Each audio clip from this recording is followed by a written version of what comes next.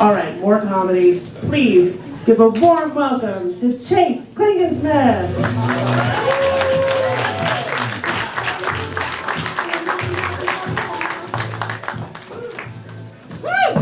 Good evening, everybody.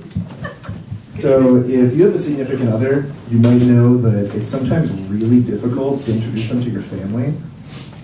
I took this to a different level when I introduced my girlfriend to the rest of my family. To give you some context, my nephew was visiting from Colorado, and we were with the rest of my family at the Crawford County Fair.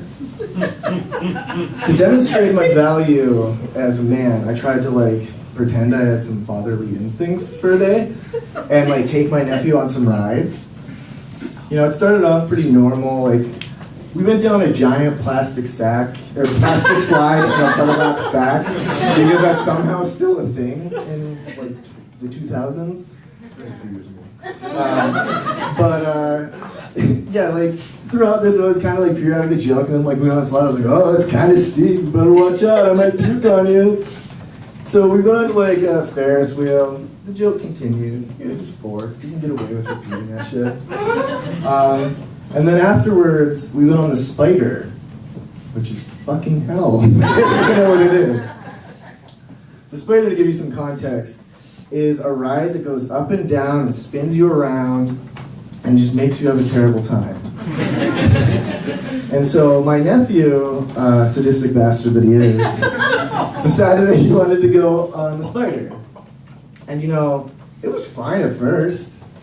We went around a few times, and then after a while I started to see my vision there a little bit. I started to get that white, kind of puke vision where you're like, do I have glaucoma? I tried doing some yoga breathing, some really slow, deliberate breaths to try and control what was obviously transpiring. And it did not work at all. A few seconds later, the centrifugal forces of the Spider yanked the vomit out of me and directed it straight onto my nephew. There was a little bit of time before they got the ride stopped, not before I'd basically gotten all the contents out onto him. And so afterwards, I took him to the bathroom, tried cleaning him up while my girlfriend found the least shitty option of a t-shirt. And I tried my best to get the puke out of his hair. And I thought I had done a good job considering the circumstances. But a few minutes later, I got to see my uncle reach down and do that head rub that people love to do to kids and retract his hand with chunks. So that was cool. Speaking of my nephew, it's sometimes hard to get him to behave when you want him to do something. And if you have video games, you can take that away. But, sometimes there's this idea of kind of threatening a kid. People who Santa, they're oh, if you're not good, you're not going to get anything for Christmas. But kids are smart nowadays, and they can look shit up on Google. So I've decided that the best way to address this is to present him with a credible threat. So I'm going to tell my nephew that if he doesn't behave himself, Suge Knight is going to get him. I mean, after watching a lot of 90s documentaries, 90s rap documentaries, and rap documentaries, that seems like the most credible threat to give someone. I mean, someday we're just going to be walking in a rainy, dark parking lot. SUV with tinted windows is just going to come out of nowhere, and there's nothing I can do. So my girlfriend miraculously did not break up with me after seeing me vomit on a child in front of my entire family. But when we moved in together, she started changing my behavior a little bit, specifically towards my dog getting on the bed. Because for the longest time, I didn't let him get on the bed. He was in the kennel right next to the bed because I don't want dog hair everywhere. But she within 2 days, he was on the bed and he kind of became an entitled little bitch about it. He became the gatekeeper of the bed. He'd have people over and it'd be 7:30. He's like, all right guys, it's been fun having you over. Gotta hit the road.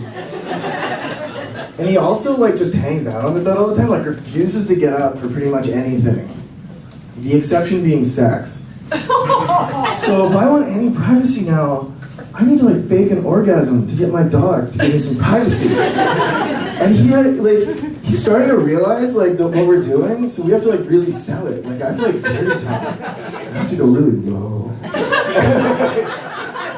And like I'm really worried about the direction that he's gonna take this shit. My girlfriend and I were recently playing Mario Kart, and we were talking about like shitty jobs that we've had, and she talked about a bar that she worked at, and how a coworker was the love child of David Lee Roth.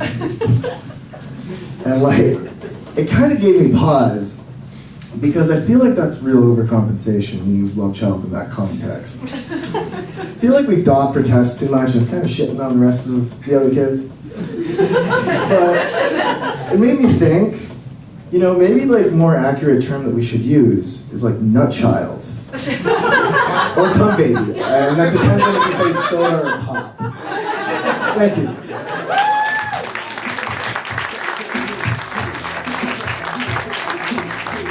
Chase Klingensmith!